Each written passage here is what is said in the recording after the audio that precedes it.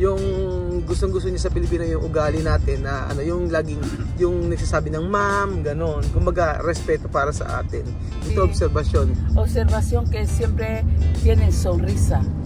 Está siempre sonriendo. Riendo. So ayun pa mga amigo, umuulan-ulan pa po dito. At ito si Mami Cookie. Mami Cookie, ya se va. Adios Pilipinas. Adios Filipinas. Y contenta. Contenta. Vale yo preguntar tu Mami Cookie, ha? Mami Cookie, ¿qué na esperar ahí? Tío Víctor. Tío Víctor a esperarme. Mucho tiempo. Mucho tiempo, está ya nervioso. Nervioso, ¿por qué? Ayer me mandó un mensaje 2 veces. 2 veces. Hoy 2 veces. Ajá. 2 veces. Está esperando. Esperando. Zaragoza hasta Madrid. No, estará en Madrid, esperándome en Barajas. ¿Él está en Madrid hoy? No, mañana. Mañana. Mañana. O yun, tatanong kay Mami Cookie na si Victor po mga amigo, antay na po kay Mami Cookie at hindi na maka-antay message sa message mula kahapon hanggang ngayon. So nagbibigay si Mami Cookie message sa message si Tio Victor. Tapos masaya daw siya, sabi ni Mami Cookie. So ayun, ano lang kami dito, ilang oras na, pero mag-stay kami sa Metro Manila. So ayun pa mga amigo. Mami Cookie, okay, parang malabo ata yung ating ang ating video. Dahil siguro madilim na. Kailangan natin ng ilaw. Ayan, asi. Wala pang ilaw, buksan ang ilaw. Ayan, asi, para bonita. Para maganda. Ganda ng lightning yan. Medyo nakakahilo lang yata. Kailangan ganito siguro. Pero Mami Cookie, como ba? Yo quiero preguntar tú, ha? Pero solo hablar la verdad. Sí. No tiene problema cuando esto mal o bien, no tiene problema. Pero en serio, sí. Una mes, ¿no? Sí. Tú vivir con Filipinos, sí. Una preguntar, ¿no? Yo preguntar mucho, sí. Para saber. Ayun, sabi ko, kakusapin ko si Mami Cookie, tatanungin si Mami Cookie isa-isa, yung about po sa pag-stay niya dito sa, sa Pilipinas ng isang buwan. Mami Cookie, ¿qué cosas tú no puede olvidar este país? Una, sabi ko ano yung bagay na hindi niya makakalimutan sa bansa na ito. Umpisar, una. Lo que no puedo olvidar de aquí, la comida. La comida. La gente. Vale. Vale. Sabi ni Mami Cookie, hindi niya makakalimutan ay yung pagkain, yung tao. De comida, ¿cuál tú no olvidar? La comida. Pues todo lo que he comido me ha gustado. Todos. Me ha gustado. Frutas. Sí, fruta y verdura. Frutas y verduras. Sí. Ayun. Hindi makakalimutan daw ni Mami Cookie ay yung mga prutas dito at saka yung mga gulay. Después de gente. ¿Por qué tú no olvidar de gente? Porque la gente son muy agradable, muy educado. Muy educado. Muy educado, de verdad. Todo gente tú hablar. Sí. Me han estado cuando paso Mami Cookie y todo con respeto. Todo con respeto. Mucho respeto, mucho de verdad. Sí. Por eso tú no olvidar. No. Pero hasta cuando voy a ir a él, es que lo voy a contar. De que he encontrado una gente, los filipinos son muy agradables y educados. Yun. Educados. Ayun, ang sabi ni Mami Cookie about po sa mga Pilipino na hindi niya makakalimutan is yung ang mga Pilipino daw ay edukado o parang mga professional. Tama Jose, no? Agradable. Agradable. Ano sabihin agradable? Mamaya natin isa-search ako ni agradable na yan. Search mo Jose, ano ang agradable? Gente. Yun yung mga hindi makakalimutan ni Mami Cookie.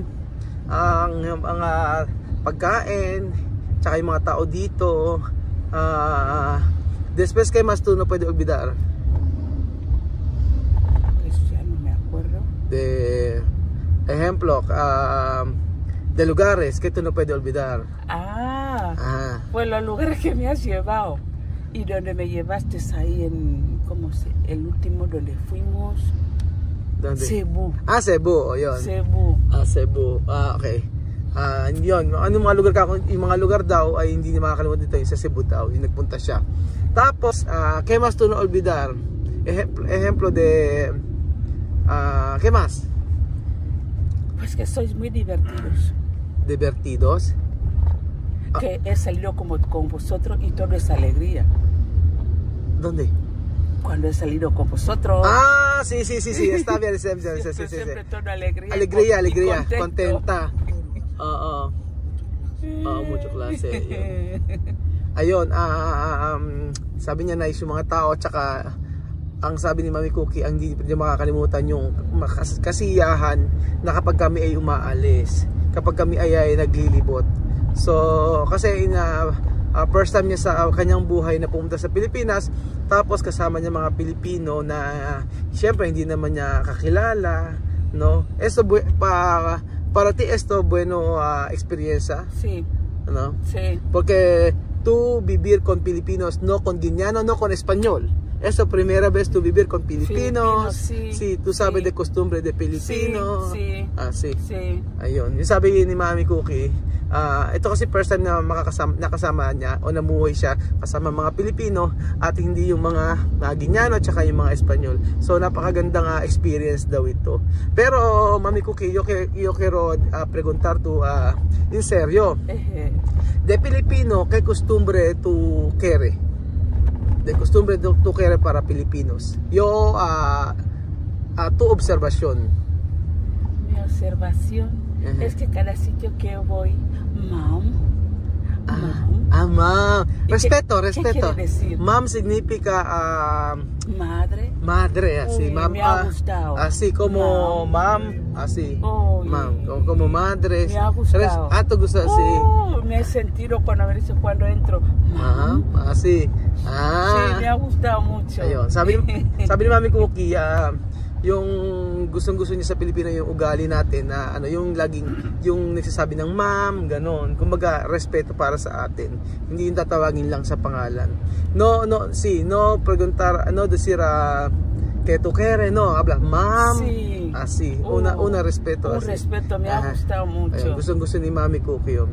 Y también de costumbre, costumbre más costumbre de Filipino, tu observación, tú quieres. No sé, no recuerdo. Solo esto. Ejemplo de Filipinos cuando tú estás en la mercado o tú estás en la restaurante. ¿Qué es tu observación? Observación que siempre tienen sonrisa. Están siempre sonriendo. Sonriendo quiere decir siempre con alegría la cara. Alegría.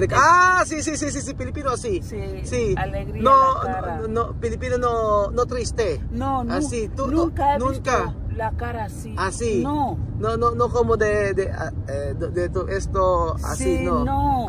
Siempre alegría. Cuando paso, uno me mira así, aunque hombre mujer, así. Sonríe. Filipino así. Eso es costumbre de Filipino. Sí, cuando tú ver todo Filipinos así. Sí.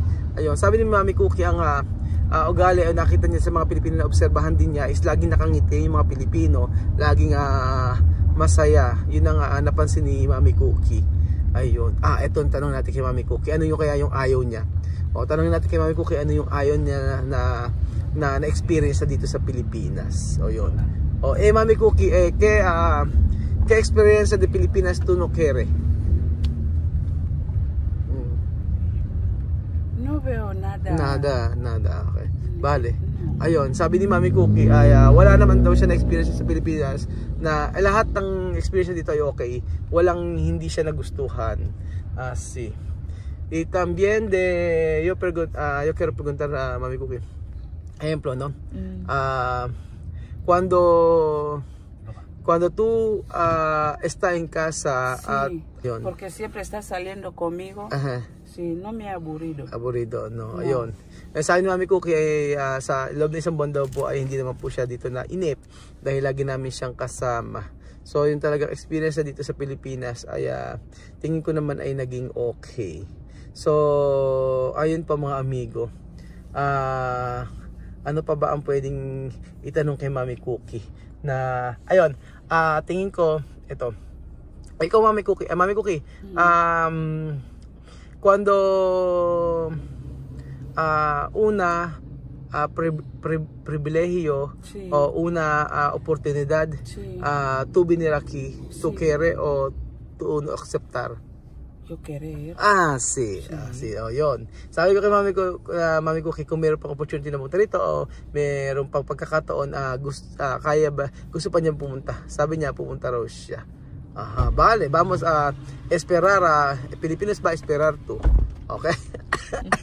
Pero ahora descansar con tu marido para tú tienes tiempo para tu marido. Sí. 1 mes está bien, sí, para de vacación, sí, bueno. Sí. Porque cuando 2 meses, sí, ¿cómo va tu marido, no? ¿Cómo va Victor? Así. Estaría triste. Triste? Sí. Ayun. Sabi ni Mami Cookie, tsaka okay na kasi isang buwan na bakasyon ni Mami Cookie dahil po ang naiinip na si Tio Victor, gusto na siya makita. Nalulungkot na. Yun po ang totoo. Kaya po dapat mag-extend si Mami Cookie. Kaya lang hindi po talaga natuloy. Dahil may aayusin din po siya sa government na sa kanila. Kaya yun ang mga dahilan. Pero kung si Mami Cookie gusto niya mag-stay dito kasi wala namang problema sa kanya eh.